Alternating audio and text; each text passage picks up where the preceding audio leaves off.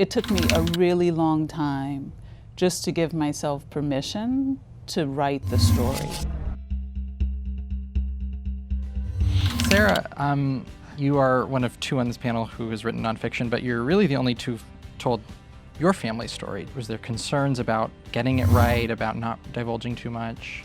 Absolutely. I mean, the entire act of being the baby child of 12 and telling the story felt like a major transgression. So I was approaching it in certain ways as a journalist would, trying to interview all of my family members and record them and then transcribe it, and that provided a level of detachment in a way. But even now, it's horrifying. You know, I have dreams about it because, you know, the smallest thing can make someone uncomfortable, right? And I'm trying to tell a story, which I think of as this epic, big story. Sure. And I don't mean for it to be hagiography. You know, these people have to be characters and they have to feel alive, and readers have to come to know them, you know? So it was hugely difficult and remains really difficult. But for me, to get to your question, the big thing was put myself on the line, even more than I put anyone else on the line.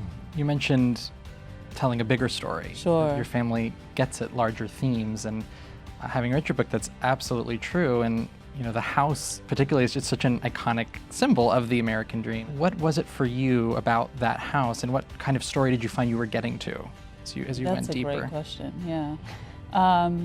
For me, the house began as the idea of belonging to a place that you don't feel represents you or even belongs to you fully.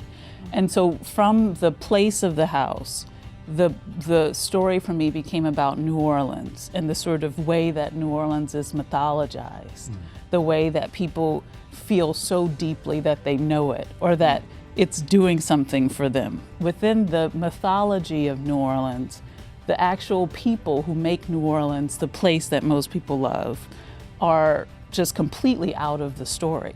I saw the act of writing the book as me as a cartographer, sort of reimagining, revising, expanding a map of a sort to include all the people I know, all the places I know that I never see on the literal and also theoretical map.